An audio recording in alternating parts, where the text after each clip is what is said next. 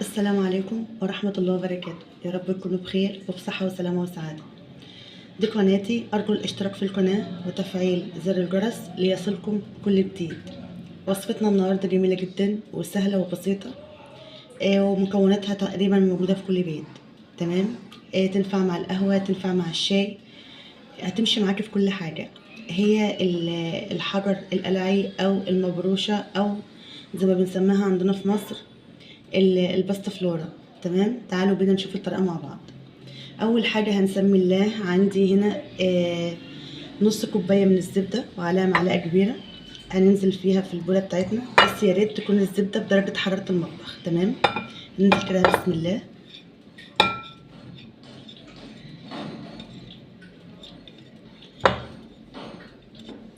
وهننزل عليها كمان بنص كوباية من السكر، سكر الحبيبات. بسم الله. وطبعا كل المكونات دي هننعمها مع بعض بالمعلقه زي ما انتم شايفين. تمام، انا هضربهم مع بعض وهنعمهم وارجع لكم تاني.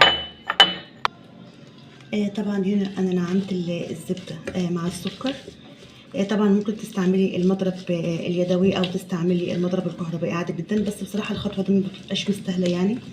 فانا بنعم الزبده والسكر على ايدي عادي. تمام. بعد كده هنزل ببيضه. بسم الله. وهنزل بنص معلقه من الفانيليا. بسم الله.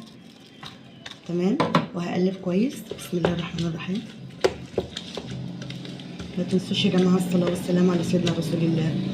اللهم صل وسلم وبارك على حبيبي سيدنا محمد رسول الله.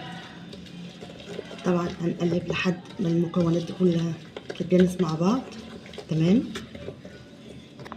كده انا دوبت البيضه مع الفانيليا مع الزبده والسكر. هنزل بمعلقه خل. بسم الله كده. كده انا قلبتها كويس قوي. هنزل بثلاث كوبايات من الدقيق. بسم الله بالشكل ده.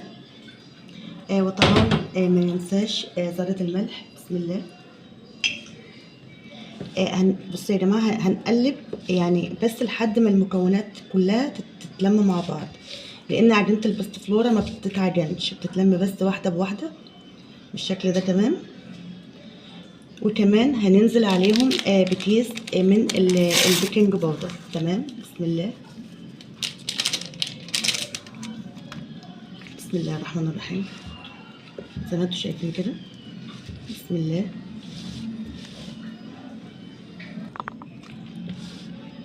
طبعا احنا بنلمها بالسباتولا بالشكل ده، وبعدين هنلمها بايدينا بس مش هنعجنها، هنخلي بس كل المكونات تتجنس مع بعضها علشان ما تربيش معاكي عرق، لان تقليبها الكتير هيخليها تربي معاكي عرق.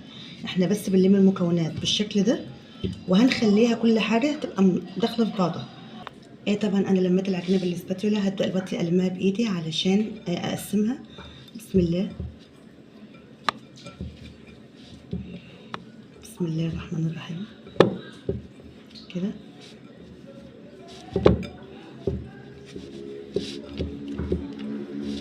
بسم الله الرحمن الرحيم. بسم الله. شايفين كده ما شاء الله، اللهم صل على النبي. كده بقت مظبوطه معانا. هي دي العجينه بالشكل ده. طبعا هي ما بتتعجنش، هي بس بتتلم. تمام. عشان لما نيجي نقطع منها حته تتقطع معاكي، ما تبقاش بتمط، تبقى عامله زي عجينه البسكوت بالظبط. تمام. طبعا انا هقسمها، هاخد على تلتين، على 3 اتلات، بس انا هاخد تلت واحد بس اللي هو ده. طبعا كده بالنظر ده كده هحطه في كيس واحطه في الفريزر، وهتعامل مع الجزء ده. تمام. ده التلت الاول انا لفيته في كيس بالشكل ده، وهدخله الفريزر يجمد. طبعا انا هعمل الباستا فلورا في الصينيه دي. انا الطرد بتاع الباستا فلورا موجود، بس انا هتعامل مع الصينيه دي علشان اللي مش متوفر عنده الطرد بتاع الباستا فلورا يقدر يتعامل عادي. تمام. انا هفرد العجينه دي في قلب الصينيه، بس طبعا مش بحط اي ماده دهنيه لان هي فيها ماده دهنيه بزياده. فانا هفردها في قلب الصينيه وهرجع اوريها لكم وهي مفروده. طبعا انا فردتها في قلب الصينيه بالشكل ده، وطبعا بتخلي فيه طرف طالع من الجنب كده. زي الطرف بتاع الباستا فلورا بالظبط، بتخليه الجزء طالع منه كده. تمام. طبعا بتظبطيه بايدك وبتسويه بالمعلقه من فوق عشان كله ياخد شكل واحد ويبقى كويس، وميبقاش فيه اي حاجه، يعني بتجسيه بايديكي بحيث ان لو ما يكونش حتى تخينه وحتى رقيقه. تمام. بعد كده هجيب شوكه، وطبعا هخرم بشكل عشوائي لان طبعا فيها بيكنج باودر، فطبعا ممكن ترفع معانا. تمام. فانا مش عايزاها ترفع، فانا هخليها بالشكل ده، هخرمها بالشكل ده. تمام.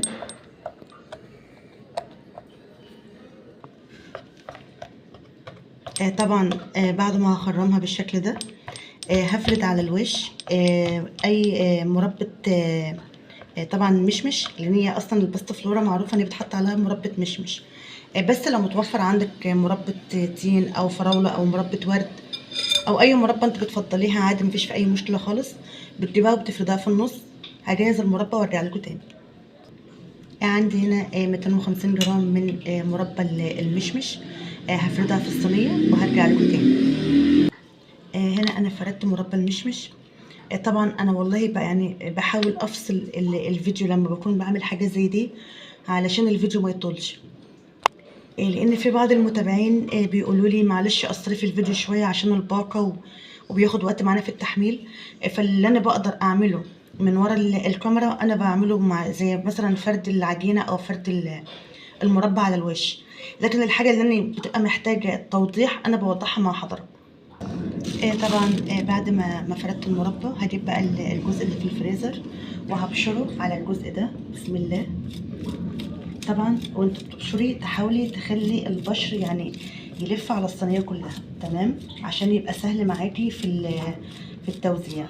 تمام. لان طبعا هي هتاخد معاكي وقت شويه، خصوصا ان هي ممكن يبقى لسه فيها حته جامده، حته طريه. تمام.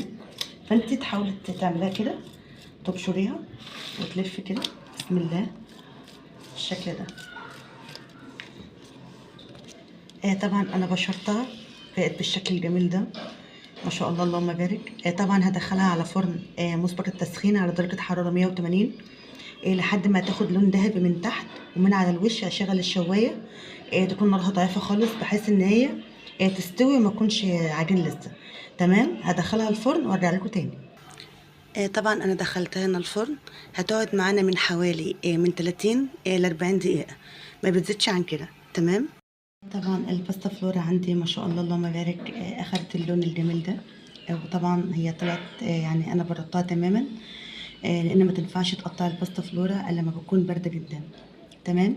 تعالوا بينا نطلع قطعه مع بعض ونشوف. بسم الله. بسم الله الرحمن الرحيم. بسم الله الرحمن الرحيم. بسم الله. شايفين ما شاء الله جميله جدا.